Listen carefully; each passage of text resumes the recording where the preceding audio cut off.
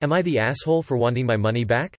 Me, 22 female, and my boyfriend, H, 22 male, have been saving up money for the past year to go on a semi-big trip when all this COVID stuff died down enough.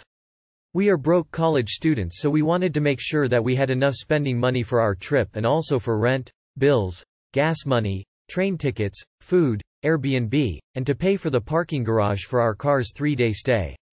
Now, we asked my godmother, 67, if we could stay with her for a night on our trip, as we were going to drive 14 hours, visit her for a day and then travel 7 more hours to our final destination. We also asked her to stay the night on our way back after another 7 hours trip before driving 14 hours back home. I am closer to my godmother than my own grandparents. She is family. My godmother lives with her 2 sons. One of her sons, S, 45, had his children staying with them when we were there. The day we spent visiting, my godmother kept wanting to buy stuff for me and H. We kept telling her that we can pay our own way, but she insisted. And we even bought 3 desserts she wanted so that we could feel better about the situation. She took us out for a bit and then told us that we could go swimming with S and his kids. After swimming for 6 hours we were hungry. H and I are vegetarians. None of them are. They didn't have food to cater to us, so we decided to get a pizza. We ask S for places to go, and he tells us to buy a pizza for his kids, and friend of theirs, and he would Cash App us the money. After I ordered the pizzas I tell him the total and he says that he doesn't have the money for it and will Cash App us the $20 for it after he gets paid, which would be the night we are staying before heading back home. H and I agreed that he could pay us later and we would remind him if he forgot. He said he would remember, but agreed to us reminding him if needed. The morning me and H were going to leave, we are chatting with my godmother and H asks if S is awake so that he can ask him to pay us. My godmother is taken aback and asks if he is seriously asking for his $20 back. He says yes, that he will go and ask him, and she stops H and gives him a $20 saying she can't believe he wants the money. When H leaves to put our luggage in the car, my godmother starts telling me that H is rude and S let us stay here too. Also, that we were not being hospitable because we were staying there for free and should at least pay for a meal for everyone, and that we were being extremely disrespectful. I will say that H is a very straightforward person. My godmother kept saying it rubbed her the wrong way that we were asking for our money back. Paying for their meal was not in the budget though, and on top of that S said he would immediately Cash App us, then reneged on it. All of the communication about the trip was through my godmother. H even made breakfast for everyone when we stayed. We didn't interact with S and his kids, their friend, other than the swimming. I think that I am an off for wanting to be repaid. Edit. The entire meal costed $50 with tip. S's half was $20. So we weren't prepared to spend $50 on a meal when we planned to spend no more than $20 on meals for me and my boyfriend. We also took him for his word and thought that it was more of an accountability thing and principle of the matter type of thing. Edit 2. For those of you thinking that we were getting one over on them are wrong. I talked to S and he also doesn't understand why his own mother reacted the way she did. She involved herself. And yes, the relationships are mended. Before this post actually. Give advice if you want, but I am really only looking to see if I was initially in the wrong. Everything is back to normal. And we did afford every single thing we wanted and places to stay. We did buy our hostess, my godmother, food. S was only a brief interaction and he says he sees nothing wrong with what we did. I remember being a poor student, but soft, you are the asshole. Your godmother is letting you stay 2 days for free and kept buying you stuff. $20 for her grandkids' pizza would have been a nice gesture after her generosity. If you were dead set on getting the money back, you guys should have followed up later with the son and not confronted her about it. Yada. Your godmother is right. This is such basic etiquette that it shouldn't even have the need to be brought up. That you didn't budget for it in itself shows a lack of consideration for your godmother. And if money is this tight, then you shouldn't even be traveling to begin with. Apologize and promise a very nice dinner out next time you all meet. You and your boyfriend didn't take into consideration that it's quite usual for guests, even godchildren, to pay for a meal while staying somewhere. Shouldn't have said he'd repay, as most here can see that was coming. Your godmother shouldn't have had to repay S's debt, but that's on her. You are the asshole. Despite you having a place to stay for free and all this BS. You said yourself you are a broke college student. To me that's the time to grind and get that money, yet you are trying to go on a vacation? You sound goofy. Not the asshole. You had an agreement and that's that. It's not fair for her to expect you to pay for things if you don't have budget to do so. I have to disagree with all of the blame being put on you. You were about to buy your own pizza. Asked you to buy more pizza for his kids and promised to cash app you the money. Money he knew he did not have at that moment. This is not about you and your boyfriend not offering to buy a meal for your godmother to repay her kindness. This is about her son taking advantage of you. If he had said, "I'm short of cash, spot me $20 so I can give my kids pizza," that would be different. He did not do that. Not the asshole. H is kind of the asshole, but S is definitely ta also. He said he'd cash app H, then went back on his word. For now, apologize to your godmother and never trust S at his word again, at least not over money. Not the asshole. You should always return money you borrowed. IDK if it's a cultural thing, but if I'm visiting family and even attempted to pull my wallet out to pay for something, it would be heavily embarrassing to the host. Am I the asshole for not going back and paying for the food I ate? So I ordered Chinese takeout earlier. Not too much, just dumplings and egg rolls. $11-ish total. I went to pick it up, knowing I opted to pay at the restaurant since I'm operating on cash since my debit card is compromised and I only use my credit card for emergencies. When I get there I try to hand the lady $20 to pay. She says it's already paid for and hands me the bag. I'm like I didn't pay for it yet, and she says again that it's already paid for. So I say thanks and leave. Saved $11, yay. Thought someone might have done a pay it forward type deal. I go home, eat my food, and watch some Netflix. About an hour later, I get a call from the Chinese place saying that the lady made a mistake and my food hadn't been paid for. They usually get tickets through their third-party ordering system, not through their website directly, and the third party doesn't have a pay at restaurant option, only pay on card ahead of time. So she got confused and thought I already paid. They asked me to give my card number over the phone.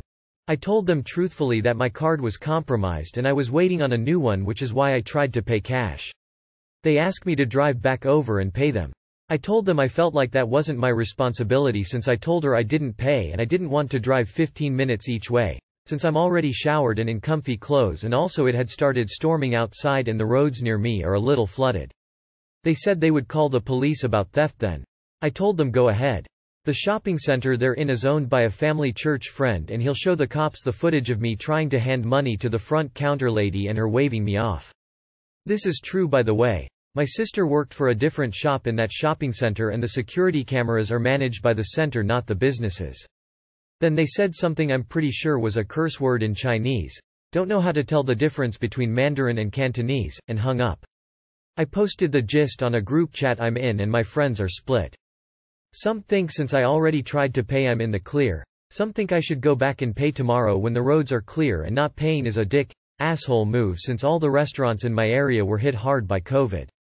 Am I the asshole? Edit. I was originally gonna go over in the morning and pay before I leave town. I'm only here with my dogs for the weekend to dog sit for my parents while they go to a funeral. I need to be on the road by 10-ish to avoid the afternoon, evening storms while driving. But they don't open till 1 on Sundays. So it would be a huge inconvenience to either wait it out and risk driving in a storm with my dogs freaking out in the car, or go tonight with a shorter drive cause the roads here flood super easy. I'm trying to see about leaving cash and having my dad go in for me tomorrow though. But he might be busy since it's Sunday and he's working with our neighbors to sell their house. Edit 2. I heard you guys. My brother came to get his dog and has a lifted truck and I asked him to drive me or drop the money off. He said he'd drive me since he needs to hit the gas station across from them anyway. I'm here and trying to pay and no one has any idea what I'm talking about since my ticket is showing paid in their system. They also have no record of calling me and the number in my call history isn't theirs apparently. Same area code but the rest is completely different. The manager told me it looked like it was paid for and I was good. So IDK what happened, but the manager says I'm good and he'd never get cops involved over such a small dispute. Told my friend who works here what happened and she said she didn't realize my order was so small and yeah, that is just written off. It's only bigger mistakes that are taken out of employee checks. So I guess I'm good? Technically not the asshole because you did try and pay, but I personally would pay next time I am in the area. Not the asshole. You asked twice if it was paid for and they assured you twice that it was paid for. It should be on the employee who let you go, not you. Also calling you back to come pay sounds aggressive and I wouldn't have gone back. If anything, I would be upset about the situation. None of this is your fault. The restaurant should just take an L for their mistake. Not the asshole, they're messed up and they can't expect you to come back and correct their mistake. Not the asshole. You should pay, but just next time you are out that way. You don't need to go out of your way for their mistake. I am also split. I am going to say not the asshole though. It was their mistake. For some of us, a 30-minute drive is 30 minutes of gas money that you don't have, plus the 15 minutes there and back for the first time you grabbed the food. Your card is compromised. They handed you the food and told you could leave. It's not really your fault. I think it would be a kind thing to stop by when in the area and maybe give them the cash, but I don't think you are the asshole for not wanting to drive back immediately due to their mistake. NTA because you tried to pay. Their mistake. But I would go back and pay for it tomorrow as you knew it was a mistake, too. NTA. They made the mistake, they should cover it out of their own end, especially if it was hours later. Not the asshole yet, but you will be if you don't drive over tomorrow to pay. It's completely unreasonable of them to force you back out tonight in a storm with flooded roads when you made every attempt to inform them of their mistake and pay when you picked up your food. But at the same time, you know you didn't pay and you do need to make that right. Am I the asshole for losing my cool over rising wedding costs? Warning. Long and about wedding stuff. My daughter is in her early 20s and getting married in a few months. She initially wanted to get married a year ago in a small intimate ceremony with 10 people. Her future mill pitched a fit and she and fiancé settled on a 50-person wedding with an extra year before they married to make her happy. The original budget we gave was $5,000. We did not know the going rates for some of this stuff, as hubby and I eloped. Costs have been steadily creeping up, but we managed to put aside enough to cover things. In the meantime, her fiancé's sister got engaged and had a 300-person wedding that was very expensive and had a lot of extras. My daughter staunchly said at first she didn't want a wedding video. Photos yes, video no. Fiancé wanted the video. We love them, so we are trying to give them what they want, especially as fiancé's family have not been the most supportive. We come to today. I was working a temp job, hoping it would become permanent. All the while, I put about 25% of my pay into wedding fund and hubby's overtime is going in there as well. Today I got let go from the job. I had already told my daughter this before the incident happened. She calls me later in the evening gushing about this videographer she found who is going to be doing a fancy setup and how happy she is. The cost is only $1,200. I couldn't help myself. I asked she take me off speakerphone and then I told her how frustrated I am with the ballooning wedding costs. I wanted to know if this is what she really wanted. She mentions that after seeing fiancé's sister's wedding a month ago she really wants this video thing to happen. I snapped. I mentioned that the only reason we were spending all this money was because fiancé's mom threw a fit and now hubby and I keep having to pay more and more. To make it worse, because fiancé's parents spent all this money on their daughter's wedding a month ago, I am having to spend even more. This isn't the first time she has gone from, I just want this decor, dress, event to be very simple, to, I think I like this fancier thing better and really want it. Any other time I would have kept my cool. She knew I just lost my source of income and I am stressed because it took me a while to get that job. I had been busting my butt doing gig work while looking for a job in my degree field after getting my degree in December. Am I the asshole for letting her know how upset I am at the continually rising costs and making her feel guilty? I tried not to, but I totally ended up crying during the call. Update. I spoke with my daughter this morning. We are giving her the rest of the money we have in her account and she can use that to pay for the expenses. We agreed that any shortfalls from here out were for her and fiancé's family to cover. She apologized for her behavior and said that she understood my frustrations. She explained the situation to her fiancé and he is also on board with the new financial arrangement. She plans to call and chat with me again after her shift at work today, so it seems that we have moved forward from this. We both said we were determined not to let this wedding spoil our relationship and to keep communicating with each other. It seems that the problem here is that you've failed to communicate your limits, and now you're angry that your daughter doesn't know how you feel when you haven't been communicating it to her. If you set a dollar amount that you're willing to contribute to the wedding, then when extra costs came up you should have been telling your daughter that she had to take care of them. But it seems that didn't happen. You took the costs and didn't say a word to her. Instead of having a proper, adult conversation, you've just stewed in your own feelings without actually telling her what you felt. And then you blew up for a lot of reasons that weren't about her or the wedding, but because of other things in your life. Question. Why can't she or fiancé pay for it if they really want it? Not the asshole. You need to stop being involved. At all. You gave her a $5,000 budget, stick to that. Inform her that you will write her a check for that money by X date, and anything over that amount is not your problem.